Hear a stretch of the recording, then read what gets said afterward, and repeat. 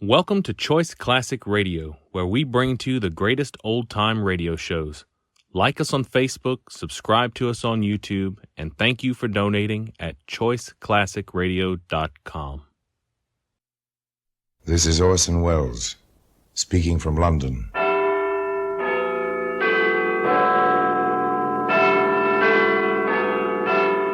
The Black Museum.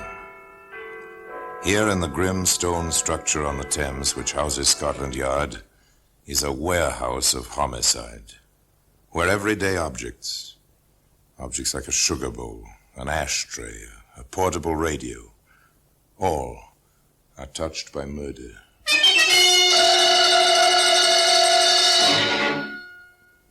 There's a hammer. A hammer, that's a familiar object. Everybody's used one at some time. To drive a tack, or pull a nail, or loosen a window sash, or what have you. Nearly everybody has at one time or another taken part in a conversation like this. Beg pardon, ma'am. Could you pass me my hammer? Your hammer? Oh, yes, of course. Oh, thank you, ma'am. You're not going to use that hammer on the tiles over my fireplace. No, ma'am. Not on the tiles over the fireplace. Well, today, a hammer, an ordinary hammer, but with a very strange story attached to it, can be found in the Black Museum.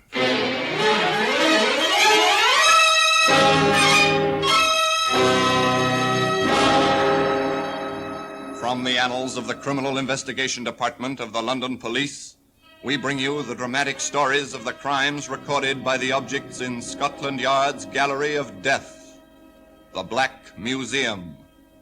In just a moment, you will hear The Black Museum, starring Orson Welles.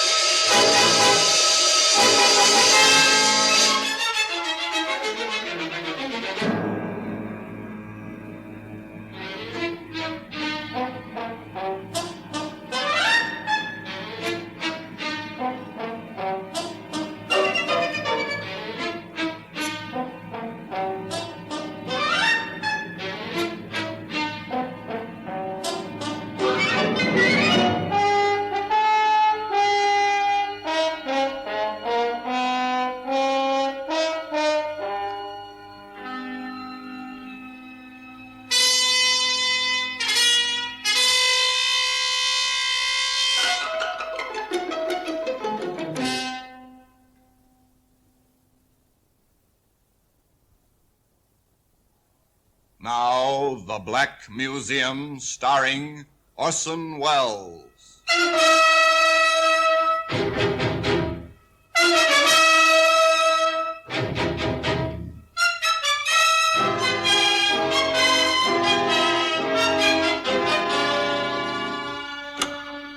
Well, here we are, the Black Museum, Scotland Yard's Museum of Murder. Yes, within this room is proof that anything and everything may be part of homicide. Yes, here lies death. Death entombed in glass. Death on endless shelves. Murder on exhibition. Tabulated, indexed, guarded, filed. Here's a length of wire. Wireless antenna, sleek, shining, coppery, designed to bring pleasure to the human ear. This wire missed the ear. Instead, it was wrapped around a soft, white neck. Twisted. Perfect garrote. Here's a cigarette lighter. It's dainty, jeweled, monogram, stolen from its proper owner, and then flicked, lighted, applied to no cigarette. The victim had a bad heart. Who was to know this? Question: was it murder? Answer: yes. Here we are. It's the hammer. It's a claw hammer with two curved blades designed for pulling nails. It's heavy, well-balanced, perfect tool. One Saturday morning, it rested in a canvas bag. The owner rang a doorbell in Oxford.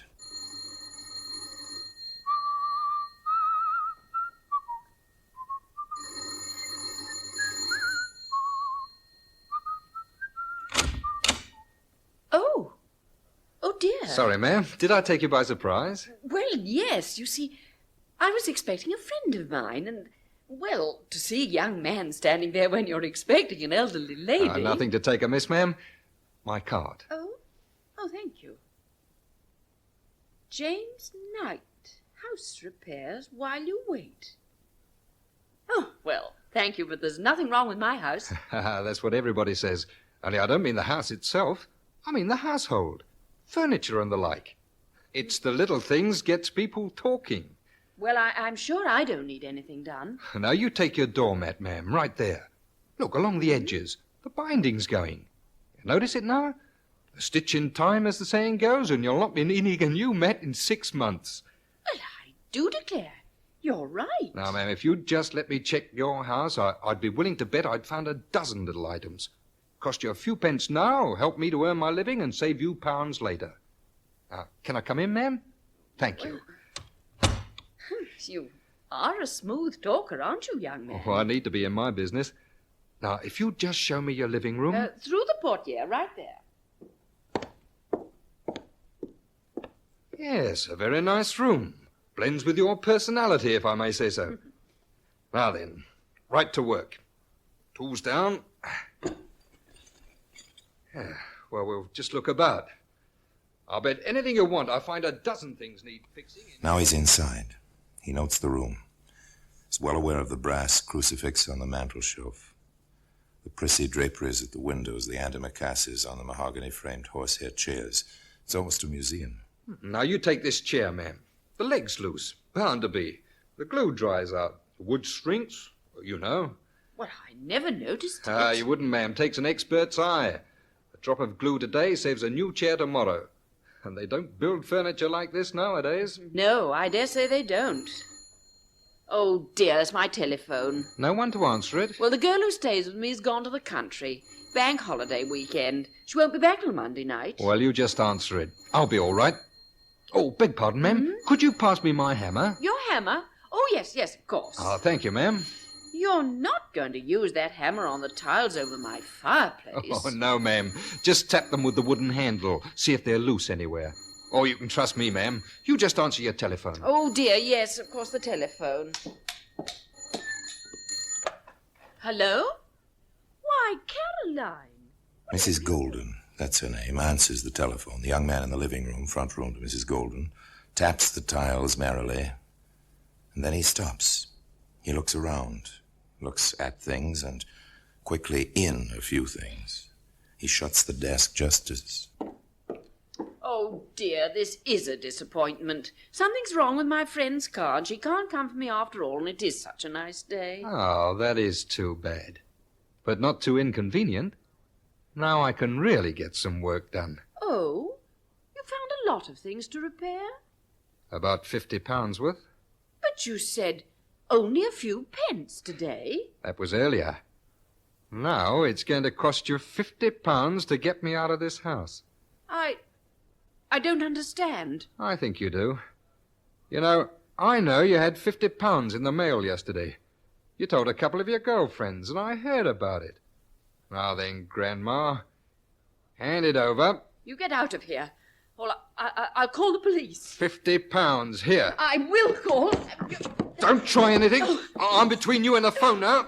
Now pay up, Grandma, or I'll have to beat it out of you. You wouldn't. You couldn't. No! Put the hammer away! You heard me. I'm through asking now. Now, where's the money? I didn't really get it. I was just boasting. Cut it. Put down that vase. I won't. Stay away from me. Keep away. Put it down. I'll throw it. Keep away. Did it. Keep away. Fight with me, will you? You haven't had enough, have you? Try this one, and this one, and this one. Bank holiday in Oxford. No one due home until Monday evening. Someone tried late Sunday. Whoever it was kept trying, but only the bell sounded in the empty house. Empty? Was it filled with death? Monday morning, a man somewhat younger but not much than Mrs. Golden parked his middle-class car in front of the house in Oxford. He had a worried expression on his face as he walked up the few steps and pressed the doorbell. Again he tried. No answer. Ran down the steps around to the back, knocked on the back door. Nothing. Nothing but the sound of his own fist beating the thin panels. Now he is upset. He peers in at the kitchen window. Finally, he wraps his hand in his muffler, as he's seen them do in the movies, and punches a hole in the window. He reaches in, unlocks the window, lifts the sash, and climbs in. He walks through the house toward the front. Silence, save for his own strangely empty footsteps. At the portieres in the arch which lead to the living room, he stops. Good heavens. What's this? It's blood. Operator, please, hurry. Put me through to Scotland Yard. There's been my sister's been murdered.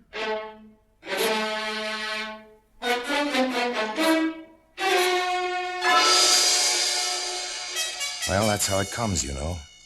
First the bitter shock, the cry on the telephone, the hurried, incoherent report, and then the cars racing through the streets, pulling up the men piling out, invading a once peaceful home. Mrs. Golden was your sister, Mr. Bevan. That's right. I can't understand it, Inspector. I just can't. I know how you must feel, and you want to help us all you can. Of course, of course. Well, then, time is very often the essence. I'll have to ask you a few questions right away. I'll try to answer them. You told us you broke the back window yourself, right? Yes, that's right. When she didn't answer the phone Sunday evening, I began to worry. I drove here this morning. The doors were locked and no one answered the bell. I broke in. I suppose I should have called a constable, but I didn't... I understand. Tell me, Mr. Bevan, did your sister have any enemies? Of course not. Oh, pardon me, Inspector. We found this under the crucifix on the mantel. It's £50. Thank you, Sergeant. Apparently robbery was the motive. Mr. Bevan, do you happen to know where your sister would get £50? She had a small income. Perhaps the money was a dividend. Preliminary medical report, Inspector. Go ahead, Doctor. Well, death occurred about 48 hours ago. Make it Saturday in the morning. We'll tell more after the autopsy. Saturday. 2 days start on us. Go on, Doctor. She was struck on the head by a blunt instrument several times. A hammer or something of that sort. But the fellow was taking no chances. Her carotid artery was severed by something very sharp. That's why the blood. Whoever it was, well, it looks very professional, the way the place was ransacked. We've nothing much here, but shall we have a go at it, Sergeant?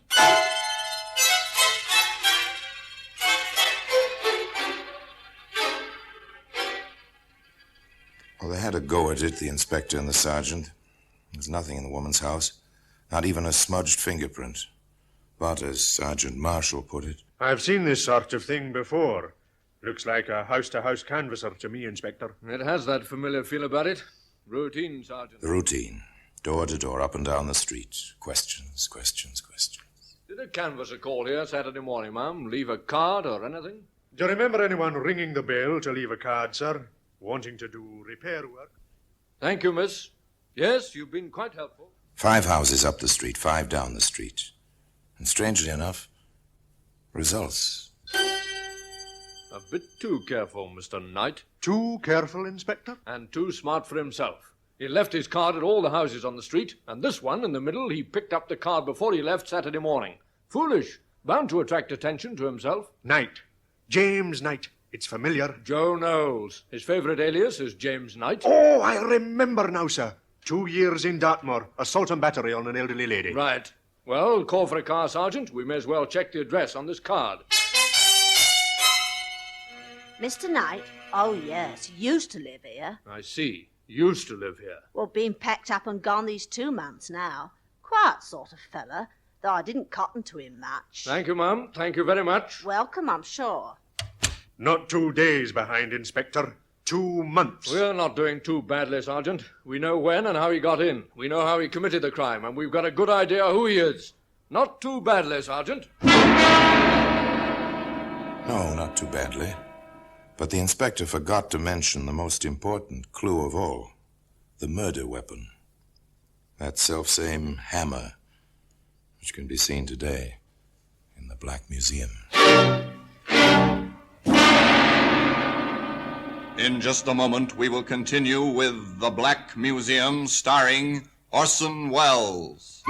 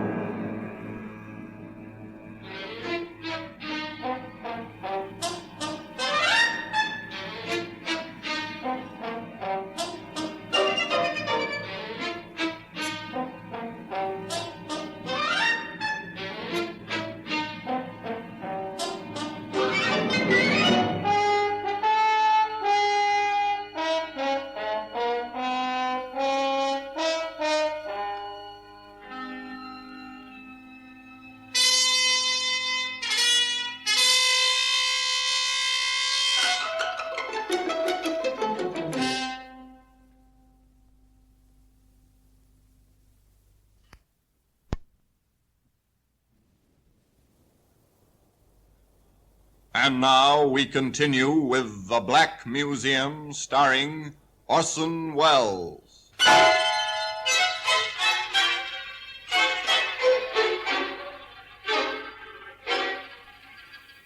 It looked like a long haul. 2 months behind and no trace. Not a thing to place him in Oxford on the Saturday of bank holiday. The calling cards, true, but they might have been left any time. And one confused witness would make any jury doubt the exact pinpointing of the date. Still, the man had to be found. Scotland Yard began its long, steady, methodical routine. Circulate Knight's description from his prison record. Have prints made of his picture. Somebody will remember him somewhere. They always do. Somebody did. The landlord of a tavern in Oxford, half a mile from the house where death had struck that Saturday morning. I remember that fella. Certainly do. You're sure now? Positive. Coming here, looked like he needed a drink. Took 2 whiskies, straight. One right after the other. Was carrying a tool bag of some kind, I think. How long did he stay? Just till a bus stopped outside.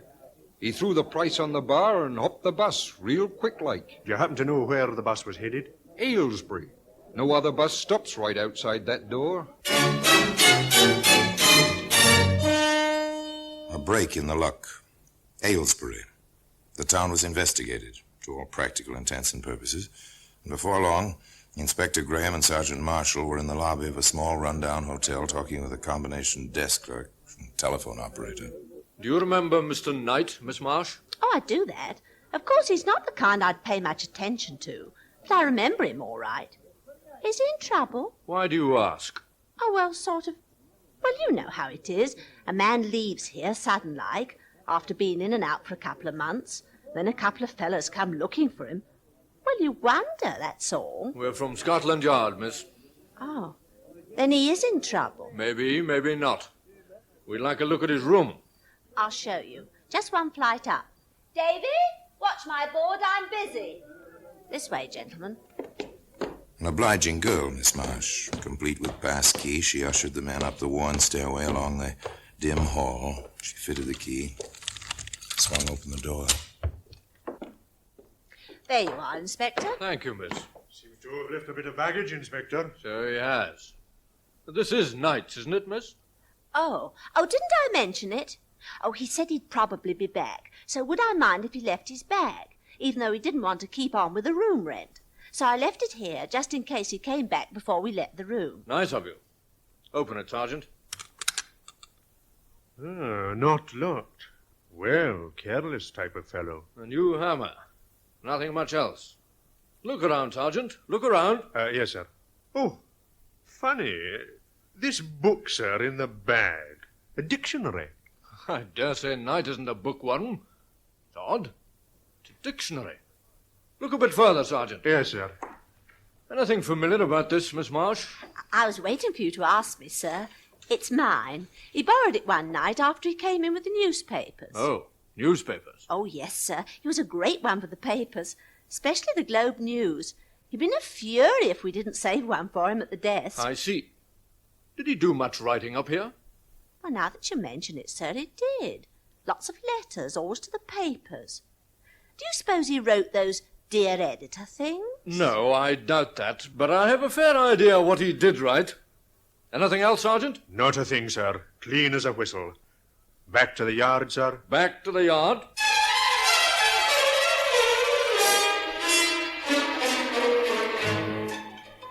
Odd, the man said. Odd indeed.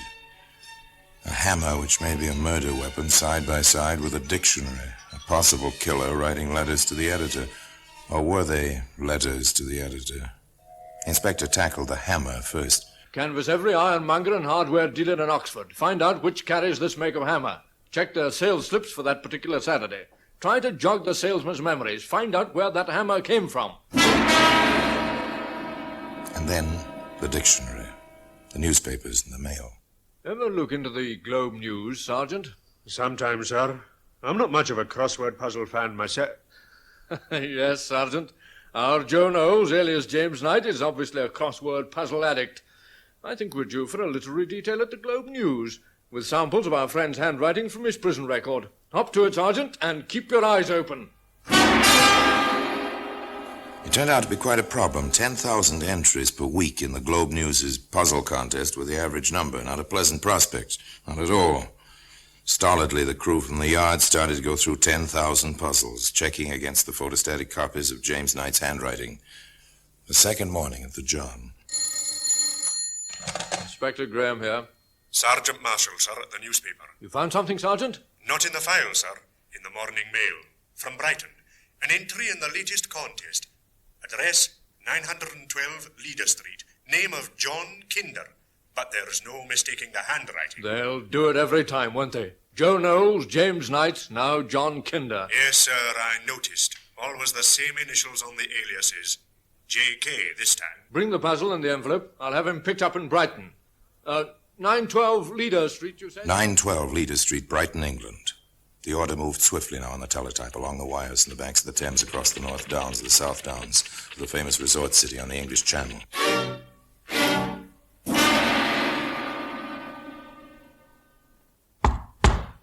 Open up in there. Quickly now, police. No need for all the melodrama, sir.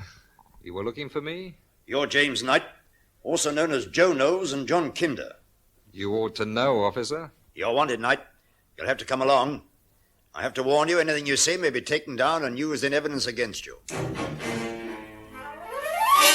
You did a good job, Selden, picking him up so quickly. Oh, he came along with surprising quietness, sir. The fellow probably knows we've little to build a case on. Hello, what's this? It looks like a hole in the floor, Sergeant. I know, sir, but there's 4 more in the floor, sir. Square holes.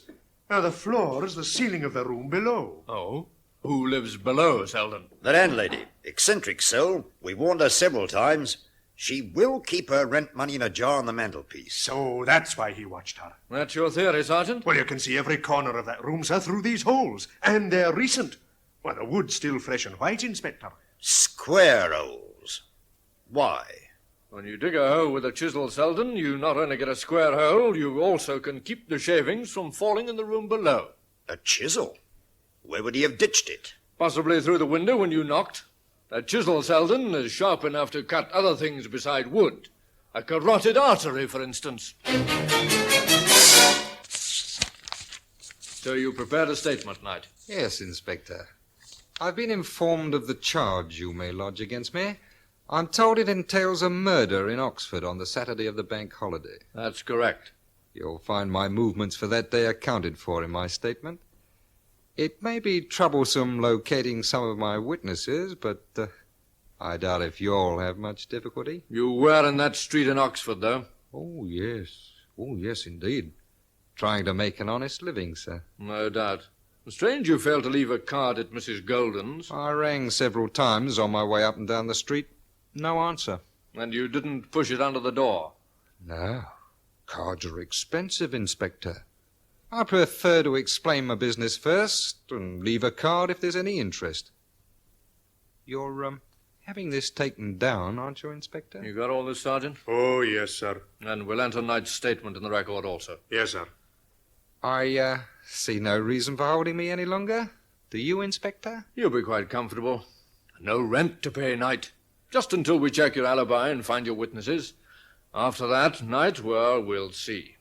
All right, Sergeant, take this man back. The end of a trail. The suspect perfectly at ease, willing, even slightly over-willing. But they held him anyway. There were still some loose ends to tie up. One of those ends might be the key to the puzzle. One of those ends just might be the end of a hangman's noose. We've got a report on the hammer, Inspector. At last, eh? Where? How? An ironmonger in Oxford sold a hammer from his stock. Here's a sample. To a fellow answering Knight's description on Bank Holiday Saturday, sir. The sales slip is dated and the salesman is prepared to identify. The slip also includes a chisel. I see. Seems identical to the one we've had. What's this label? The salesman says it's all on this type. High-class steel forging. Nothing on ours, is there? Oh, no, sir. Let's have a look in that valise we found the hammer in Adele's. Yes, sir.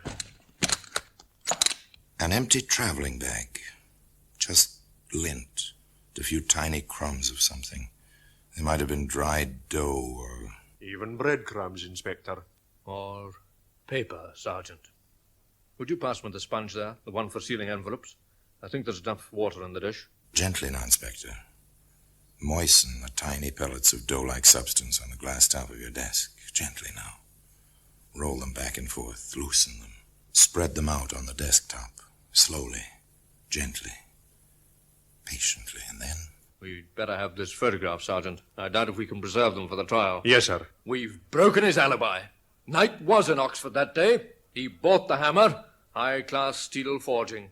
He should have burnt this label, Sergeant, not merely crumbled it in this way. I do believe our careful Mr. Knight, our clever, cooperative Mr. Knight, is going to be hung, and very shortly at that.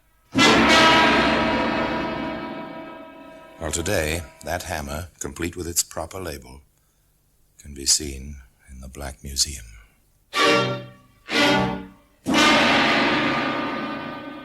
Orson Welles will be back with you in just a moment.